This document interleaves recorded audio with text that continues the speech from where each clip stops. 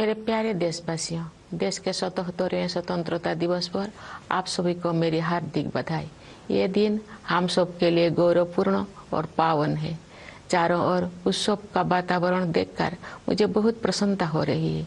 ये प्रसन्नता और गौरव की बात है कि कस्बों और गांव में यानी देश में हर जगह बच्चे, युवा और बुजुर्ग सभी उत्साह के साथ स्वतंत्रता दिवस के पर्व को मनाने की तैयारी कर रहे हैं। हमारे देशवासी बड़े उत्साह के साथ आज़ादी का अमृत महोत्सव मना रहे हैं। स्वाधीनता दिवस का उत्सव मुझे मेरे बचपन के दिनों की याद भी दिलाता है। अपने गांव के स्कूल में स्वतंत्रता दिवस समारोह में भाग लेने की हमारी खुशी रोके नहीं रुकती थी। जब त्रिरंगा फहराया जाता था तो हमें लगता था जैसे हमारे शरीर में बिजली सी दौड़ गई हो। देशभक्ति के गौरव से भरे हुए हृदय के साथ हम सब राष्ट्रीय ध्वज को सलामी देते थे तथा राष्ट्रगान गाते थे।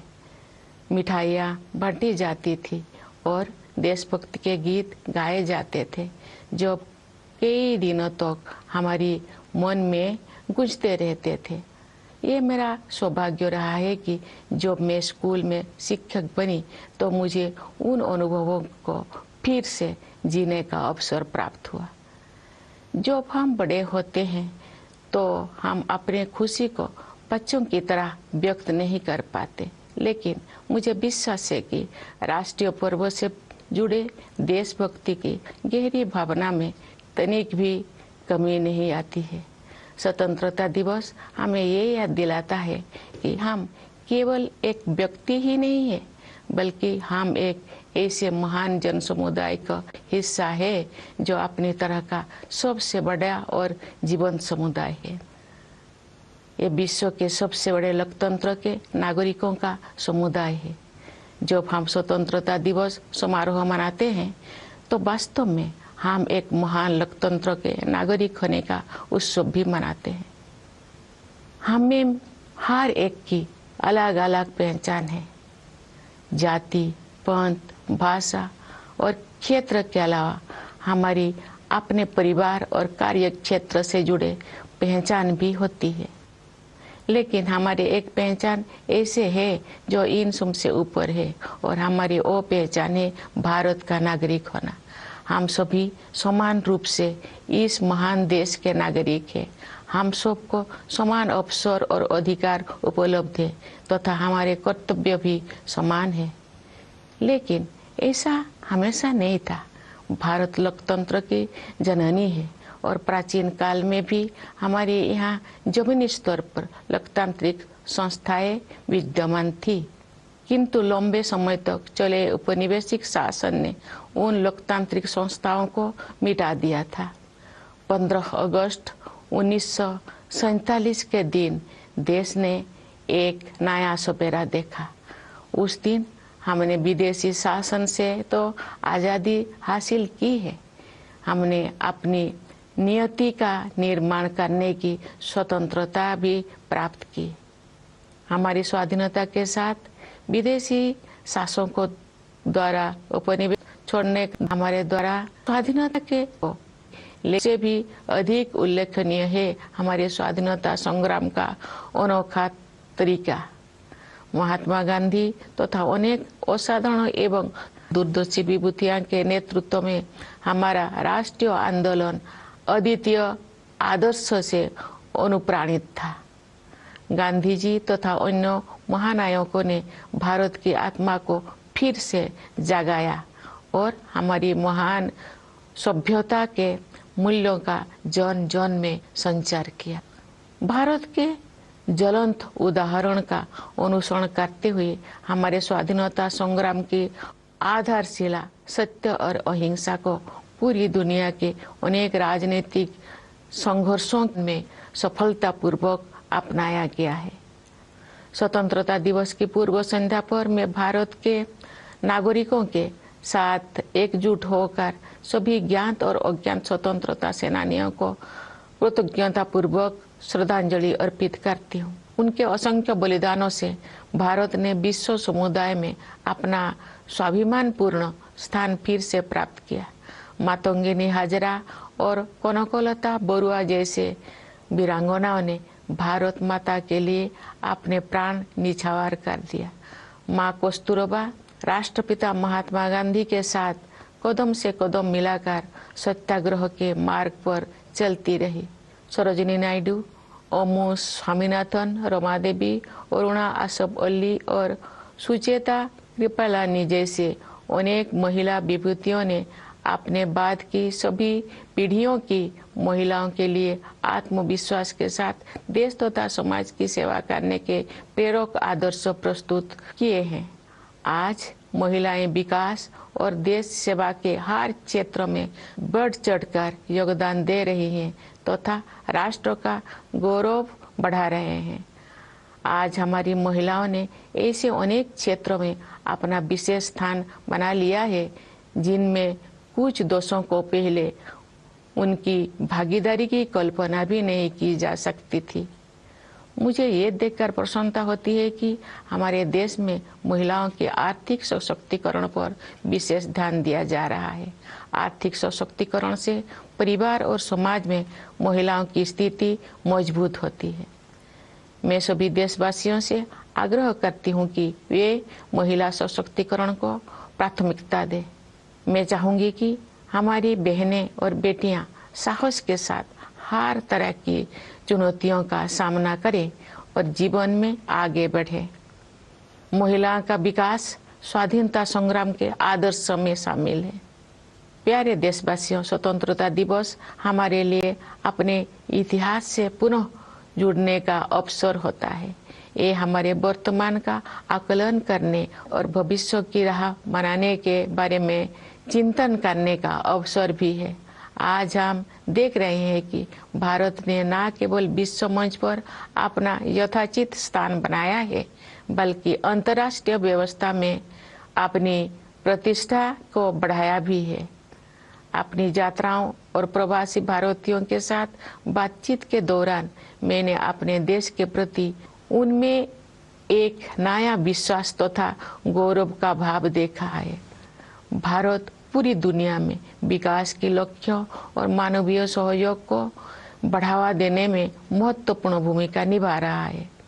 भारत ने अंतर्राष्ट्रीय मंच पर अग्रणी स्थान बनाया है तथा G20 देशों की अध्यक्षता का दायित्व भी संभाला है। चूंकि G20 समूह दुनिया की 2/3 जनसंख्या का प्रतिनिधित्व करता है, इसीलिए ये हमारे लिए वैश्विक प्राथमिकताओं को सही दिशा में ले जाने का एक अद्वितीय अवसर है। G20 की अध्यक्षता के माध्यम से भारत व्यापार और वित्त के क्षेत्र में हो रही निर्णयों को न्याय संगत प्रगति की ओर ले जाने में प्रयासरत है। व्यापार और वित्त के अलावा मानव विकास से जुड़े विषय भी कार्यसूची में शामिल किए गए हैं। ऐसे कई मुद्दे जो पूरे मानवता के लिए महत्वपूर्ण है और किसी भौगोलिक सीमा से बंधे हुए नहीं है। मुझे विश्वास है कि भारत के प्रभावी नेतृत्व के साथ G20 के सदस्य देश उन मोर्चों पर उपयोगी कार्रवाई को आगे बढ़ाएंगे। भारत की G20 की अध्यक्षता में एक नई बात यह है कि डिप्लोमेसी को जमीन से जोड़ा गया है। एक अंतर्राष्ट्रीय राजनयिक गतिविधि में लोगों की भागीदारी को प्रोत्साहित करने के लिए अपनी तरह का पहला अभियान चलाया गया है। उदाहरण के लिए ये देखकर मुझे अच्छा लगा कि स्कूलों और कॉलेजों में G20 से जुड़े विषयों पर आयोजित की जा रही गतिविधियों में विद्यार्थी उत्साहपूर्वक भाग ले रहे हैं। G20 से जुड़े कार्यक्रम के बारे में सभी नागरिकों में बहुत उत्साह देखने को मिल रहा है। प्यारे देशवासियों, सशक्तिकरण की भावना से युक्त इस उत्साह का संचार आज संभव हो पाया है क्योंकि हमारा देश सभी मोर्चों पर अच्छी प्रगति कर रही है। मुश्किल दौर में भारत की अर्थव्यवस्था न केवल समर्थ सिद्ध हुई है बल्कि दूसरों के लिए आशा का स्रोत भी बनी है। विश्व की अधिकांश अर्थव्यवस्थाएं नाजुक दौर से गुजर रही है। वैश्विक महामारी के कारण हुई आर्थिक संकट से विश्व समुदाय पूरी तरह बाहर नहीं आ पाया था कि अंतर्राष्ट्रीय पटल पर हो रही घटनाओं से अनिश्चितता का वातावरण और गंभीर हो गया है। फिर भी सरकार कठिन परिस्थितियों का अच्छी तरह सामना करने में सक्षम रही है।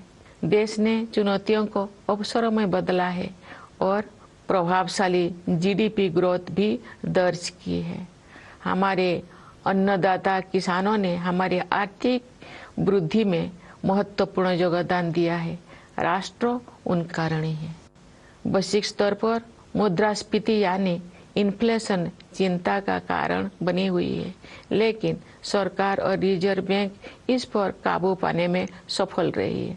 सरकार ने जनसामान्य पर मुद्रास्फीति का अधिक प्रभाव नहीं पड़ने दिया है और साथ ही गरीबों को व्यापक सुरक्षा कवच भी प्रदान किया है। वैश्विक आर्थिक विकास के लिए दुनिया की निगाहें आज भारत पर टिकी हुई है। आज भारत विश्व की 5वीं सबसे बड़ी अर्थव्यवस्था बन गया है। विश्व में सबसे तेजी से बढ़ रही बड़ी अर्थव्यवस्था के रूप में भारत विश्व की 3री सबसे बड़ी अर्थव्यवस्था बनने की ओर अग्रसर है। हमारी आर्थिक प्रगति की इस यात्रा में समावेशी विकास पर जोर दिया जा रहा है। निरंतर हो रही आर्थिक प्रगति के 2 प्रमुख आयाम हैं। एक और व्यवसाय करना आसान बनाकर और रोजगार के अवसर पैदा करके उद्यमशीलता की संस्कृति को बढ़ावा दिया जा रहा है। दूसरे ओर जरूरतमंदों की सहायता के लिए विभिन्न क्षेत्रों में पहल की गई है तथा व्यापक स्तर पर कल्याणकारी कार्यक्रम चलाया जा रहे हैं। वंचितों को वरीयता प्रदान करना हमारी नीतियों और कार्य के में इसी प्रश्नों की स्थिति प्रगति की यात्रा में करने हेतु विशेष कार्यक्रम चलाया जा रहा है। मैं अपने आदिवासी भाई बहनों से अपील करती हूँ कि आप सब अपने परंपराओं को समृद्ध करते हुए आधुनिकता को अपनाएं। मुझे ये जानकर खुशी हुई है कि आर्थिक विकास के साथ साथ मानव विकास संबंधी सरकारों को भी उच्च प्राथमिकता दी जा रही है। मैं एक शिक्षक रही हूँ, इस नाते भी मैंने ये समझा है कि शिक्षा सामाजिक सशक्तिकरण का सबसे प्रभावी माध्यम है। वर्ष 2020 की राष्ट्रीय शिक्षा नीति से बदलाव आना शुरू हो गया है। विभिन्न स्तरों पर विद्यार्थियों और शिक्षाविदों के साथ मेरी बातचीत से मुझे ज्ञात हुआ है कि अध्ययन की प्रक्रिया अधिक फ्लेक्सिबल हो गया है। इस दूरदर्शी नीति का एक प्रमुख उद्देश्य प्राचीन मूल्यों को आधुनिक कौशल के साथ जोड़ना है। इससे आने वाले वर्षों में शिक्षा के क्षेत्र में अभूतपूर्व परिवर्तन होंगे और परिणाम स्वरूप देश में एक बहुत बड़ा बदलाव दिखाई देगा। भारत की प्रगति को देशवासियों, विशेषकर युवा पीढ़ी के सपनों से शक्ति मिलती है। विकास के अनंत संभावनाएं देशवासियों की प्रतीक्षा कर रही है। स्टार्टअप से लेकर खेलकूद तक हमारे युवाओं ने उत्कृष्टता के नई आसमानों की उड़ान भरी है। आज के नए भारत की महत्वाकांक्षाओं के नई क्षितिज असीम है। भारतीय अंतरिक्ष अनुक्रम नामक लैंडर तथा प्रज्ञान नामक रोवर अगले कुछ ही दिनों में चंद्रमा पर उतरेगा। हम सभी के लिए वो गौरव का क्षण होगा और मुझे भी उस पल का इंतजार है। चंद्रमा का अभियान अंतरिक्ष के हमारे भावी कार्यक्रम के लिए केवल एक सीढ़ी है। हमें बहुत आगे जाना है। अंतरिक्ष अभियान में ही नहीं बल्कि धरती पर भी हमारे वैज्ञानिक और टेक्नोलॉजिस्ट देश का नाम रोशन कर रहे हैं। अनुसंधान, नवाचार तथा उद्यमशीलता को बढ़ावा देने के लिए अगले 5 वर्षों में 50,000 करोड़ रुपये की राशि के साथ सरकार द्वारा अनुसंधान नेशनल रिसर्च फाउंडेशन स्थापित किया जा रहा है। ये फाउंडेशन हमारी कॉलेजों, विश्वविद्यालयों और अनुसंधान केंद्रों में रिसर्च एवं डेवलपमेंट को आधार प्रदान करेगा। उन्हें विकसित करेगा तथा आगे ले जाएगा। प्यारे देशवासियों, ज्ञान विज्ञान में उत्कृष्टता प्राप्त करना ही हमारा लक्ष्य नहीं है, बल्कि हमारे लिए ये मानवता के विकास के साधन है। एक क्षेत्र जिस पर पूरे विश्व के वैज्ञानिकों और नीति निर्माताओं को और अधिक तत्परता से ध्यान देना चाहिए वो है जलवायु परिवर्तन। हाल के वर्षों में बड़ी संख्या में एक्सट्रीम वेदर इवेंट्स हुई है। देश के कुछ हिस्सों में असाधारण बाढ़ का सामना करना पड़ा है। कुछ स्थान सूखे की मार झेलते हैं। इन सब का एक प्रमुख कारण ग्लोबल वार्मिंग को भी माना जाता है। अतः पर्यावरण के हित में स्थानीय, राष्ट्रीय तथा वैश्विक स्तर पर प्रयास करना अनिवार्य है। इस संदर्भ में ये उल्लेखनीय है कि रिन्यूएबल एनर्जी के क्षेत्र में हमने अभूतपूर्व लक्ष्य को प्राप्त किया है। अंतर्राष्ट्रीय सौर ऊर्जा अभियान को भारत ने नेतृत्व प्रदान किया है। अंतर्राष्ट्रीय प्रतिबद्धताओं को पूरा करने में हमारा देश अग्रणी भूमिका निभा रहा है। विश्व समुदाय को हमने लाइफ यानी लाइफस्टाइल फॉर एनवायरनमेंट का मंत्र दिया है। प्यारे देशवासियों, असामान्य मौसम की घटनाएं सभी पर असर डालती है, लेकिन गरीब और वंचित वर्गों के लोगों पर उनका और अधिक प्रभाव पड़ता है। शहरों और पहाड़ों क्षेत्रों के जलवायु परिवर्तन की स्थितियों का सामना करने के लिए विशेष रूप से सक्षम बनाने की आवश्यकता है। मैं ये कहना चाहूँगी कि लोभ की संस्कृति दुनिया को प्रकृति से दूर करती है और अब हमें ये एहसास हो रही है कि हमें अपनी जड़ों की ओर लौटना चाहिए। आज भी अनेक जनजातीय समुदाय ऐसे हैं जो प्रकृति के बहुत करीब और प्रकृति के साथ सौहार्द बनाकर रहते हैं। उनके जीवन मूल्यों और जीवन शैली क्लाइमेट एक्शन के क्षेत्र में अमूल्य शिक्षा प्रदान करते हैं। जनजातीय समुदायों द्वारा युगों से अपना अस्तित्व बनाए रखने के रहस्य को एक शब्द में ही व्यक्त किया जा सकता है और शब्द है हमदर्दी। जनजातीय समुदाय के लोग प्रकृति को माता समझते हैं तथा उसकी सभी संतानों अर्थात वनस्पतियों और जीव जंतुओं के प्रति सहानुभूति रखते हैं।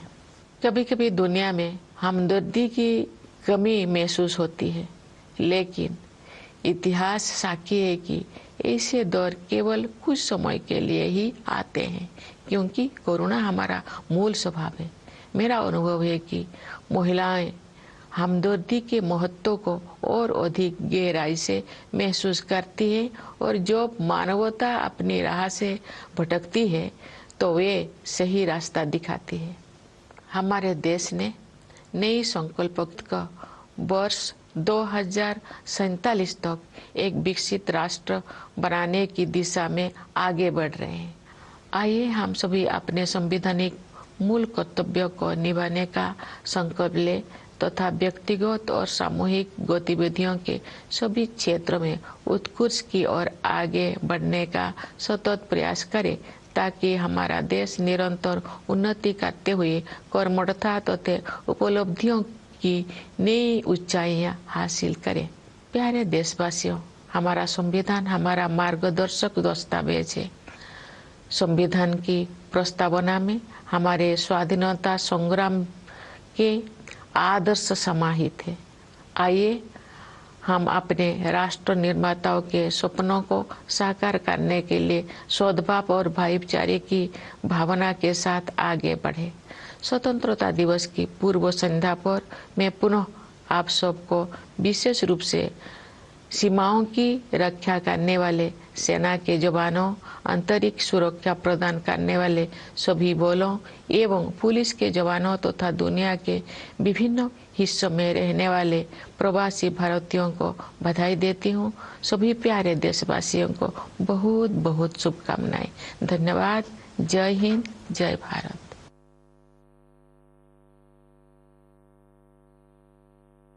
My dear fellow citizens, my heartiest greetings to all of you on our 77th Independence Day. It is a glorious and auspicious occasion for all of us.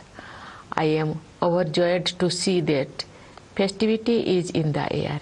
It is a matter of delight as well as pride for us to see how everyone, children, youth, and the elderly in cities and villages everywhere in India are excited and preparing to celebrate this festival of our freedom. The people have been celebrating Azadi Ka Amrit Mahotsav with great enthusiasm. Independence Day celebrations also remind me of my childhood days. We could not contain our excitement of participating in the Independence Day celebrations in our village school. When the tricolor was hoisted, we felt an electrifying energy pass through us. With our hearts full of patriotic pride, we salute the national flag and sang the national anthem. Sweets were distributed and patriotic songs were sung, which kept playing in our minds for many days.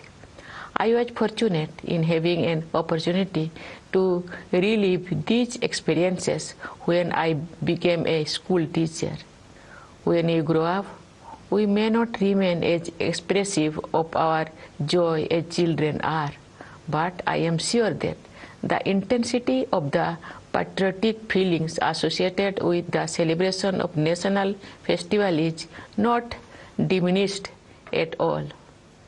Independence Day reminds us that we are not merely individuals, but we are part of a great community of people. It happens to be the biggest and the greatest community of its kind. It is the community of the citizens of the world's largest democracy. What we celebrate on Independence Day is the fact that we are part of a great democracy. Each of us has many identities, apart from caste, creed, language, and region. We are also identified with our families and professions. But there is one identity that is above all, that is our identity as citizens of India. Each one of us is an equal citizen. Each one of us has an equal opportunity, equal rights, and equal duties in this land. But it was not always so. India is the mother of democracy, and since ancient times, we had democratic institutions functioning at the grassroots. But long years of colonial rule wiped them out. On 15th August 1947, the nation woke up to a new dawn. We not only own freedom from foreign rule, but also the freedom to rewrite our destiny. With our independence began the era of foreign rulers, withdrawing from many colonies, and colonialism drew close to its end. What is special about our freedom struggle is not only the fact that its objective was achieved, but also how it was fought. Under the leadership of Mahatma Gandhi and a galaxy of extraordinary visionary leaders, our national movement was animated by a unique set of ideals. Gandhiji and others rekindled the soul of India and helped the nation rediscover its civilizational values. Following India's shining example, truth and non-violence, the cornerstone of our resistance, has been successfully employed in many political struggles around the world. On the eve of Independence Day, I join my fellow citizens in paying grateful tribute to the known and unknown freedom fighters whose sacrifices have made it possible for India to regain its rightful place in the Committee of Nations. Great women freedom fighters like Matangini Hajra and Kanakolata Borua laid down their lives for Bharat Mata. Ma Kosturaba matched the father of the nation, Mahatma Gandhi, every step of the way on the difficult path of Satyagraha. Many great women leaders like Sarojini Naidu, Amu Swaminathan, Rama Devi, Aruna Asaballi, and Sucheta Kripalani had set inspiring ideals for all future generations of women to serve the nation and the society with self-confidence. Today, women are contributing extensively in every field of development and service to the country and are enhancing the nation's pride. Today, our women have made their special place in many such fields in which their participation was unimaginable a few decades ago. I am happy to note that the economic empowerment of women is being given special focus in our country. Economic empowerment strengthens the position of women in the family and society. I urge all fellow citizens to give priority to women empowerment. I would like our sisters and daughters to overcome challenges with courage and move ahead in life. Development of women was among the ideals of our freedom struggle. Dear citizens, Independence Day is an occasion to reconnect with our history. It is also an occasion to assess our present and reflect about our way forward. Looking at the present, we see that India has not only regained its rightful place on the world stage, but it has also enhanced its standing in the international order. During my visits and interactions with the members of the Indian diaspora, I have observed a new confidence in the India story. India is playing a crucial role in promoting developmental and humanitarian goals around the world. It has also assumed leadership of international forums, especially the presidency of G20. As the G20 represents 2/3 of the world population, this is a unique opportunity to help shape global discourse in the right direction. With the G20 presidency, India can nudge decision-making in trade and finance towards equitable progress. Beyond trade and finance, matters of human development too are on the agenda. There are many global issues that concern all humanity and are not limited by geographical boundaries. I am confident that with India's proven leadership in dealing with global issues, member nations will be able to advance effective action on these fronts. What is notable in India's presidency of G20 is the way this diplomatic activity has been taken to the grassroots. There has been a first of its kind campaign to encourage people's participation. It is delightful to see, for example, students enthusiastically participating in diverse contexts organized in schools and colleges touching upon the themes of G20. All the citizens are enthusiastic about events related to G20. Dear fellow citizens, this enthusiasm along with a sense of empowerment is possible because the nation has been taking great strides on all fronts. India's economy has proven to be not only resilient during turbulent times, but is also a beacon of hope for others. The world economy is passing through a delicate stage as the pandemic has been followed by international events that have added to the air of uncertainty. Yet the government has been able to navigate the stormy waters very well. India has converted challenges into opportunities and has recorded high GDP growth. Our Annadata farmers have contributed significantly to our economic growth. The nation feels indebted to them. Inflation at the global level remains a cause for worry. But in India, the government and the Reserve Bank have managed to contain it. The government has succeeded in protecting the common people from high inflation, while also providing a more extensive security cover to the poor. The world looks up to India for global economic growth. The continued economic progress is driven by a two-pronged strategy. On the one hand, there is a sustained push to unleash the forces of enterprise by making it easier to do business and generate job opportunities. On the other, proactive and expanded welfare initiatives for the needy have been taken in various domains. Giving priority to the deprived remains the focus of our policies and actions that have lifted a large number of people out of poverty in the last decade. Similarly, there are specific programs to improve the conditions of tribals and encourage them to join the journey of progress.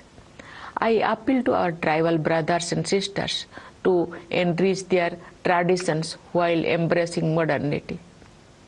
I am happy to note that along with economic growth, human development concerns have also been accorded high priority.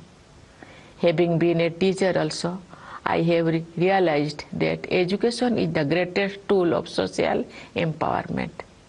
The National Education Policy of 2020 has started making a difference. From my interactions with students as well as educationists at various levels, I gather that the learning process has become more flexible. The visionary policy, which aims to merge ancient values with modern skills, will bring in unprecedented changes in the education sectors over the years, leading to a great transformation of the nation. India's economic progress is powered by the dreams of its people, particularly the young generation for whom limitless opportunities have opened up. From startups to sports, our youth have explored new horizons of excellence. The aspirations of the new India have infinite dimensions. The Indian Space Research Organization keeps scaling new heights and setting higher benchmarks of excellence. This year, ISRO launched Chandrayaan-3 and its lander named Vikram and its rover named Pragya are slated to land on the moon in the next few days. It will be a proud moment for all of us, and I look forward to it. But the mission to the moon is only a stepping stone for our future space programs. We have to go far ahead. For their work in space and also on Earth, our scientists and technologists are bringing laurels to the country. To foster the spirit of research, innovation, and entrepreneurship, the government is setting up the Anusandhan National Research Foundations with an amount of rupees 50,000 crore for next 5 years. The foundation will seed, grow, and promote research and development in our colleges, universities, and research institutions. Science or knowledge are not ends in themselves, but are a means for the betterment of all the people. One area that merits urgent attention of scientists and policymakers all over the world is climate change. We have faced numerous extreme weather events in recent years. Parts of India have faced extraordinary floods. At the same time, there are places facing drought. These events are also attributed to the phenomenon of global warming. Therefore, it is necessary to make efforts at the local, national, and global levels for the environment. In this context, it is noteworthy that we have achieved unprecedented goals in the field of renewable energy. India is providing leadership to the International Solar Alliance, Our country is playing a leading role in fulfilling international commitments. We have given the mantra of life, that is lifestyle for environment, to the global community. Dear fellow citizens, extreme weather events affect all, but their impact is far more severe on the poor and the marginalized. Cities and hilly terrains especially need to be made more resilient. The larger point here is that the culture of greed takes the world away from nature. We now realize the dire need to return to our roots. I know that there are still many tribal communities who live very close to nature and in harmony with it. Their values and lifestyle offer invaluable lessons for climate action. The secret of the survival of the tribal communities through ages can be summarized in one word. That single word is empathy. They have empathy for all Mother Nature's fellow children, flora and fauna alike. Sometimes, however, the world seems to be suffering from a deficit of empathy. But history shows that such periods are only aberrations, and kindness is our fundamental nature. It is my experience that women have empathy in greater measure, and they show the way when humanity goes astray. Our country has entered Amrit Kal with new resolutions, and we are moving forward towards making India an inclusive and developed nation by the year 2047. Let us all take a pledge to perform our fundamental duty to strive towards excellence in all spheres of individual and collective activity, so that the nation constantly rises to higher levels of endeavor and achievement. Dear fellow citizens, our Constitution is our guiding document. Its preamble contains the ideals of our freedom struggle. Let us move forward with the spirit of harmony and brotherhood to realize the dreams of our nation builders. On the eve of Independence Day, I once again extend my greetings to you all, especially to our soldiers guarding the borders, Jawans of the forces, and the police providing internal security, and to the members of our diaspora living in every part of the world. I convey my best wishes to you all. Thank you. Jai Hind, Jai Bharat.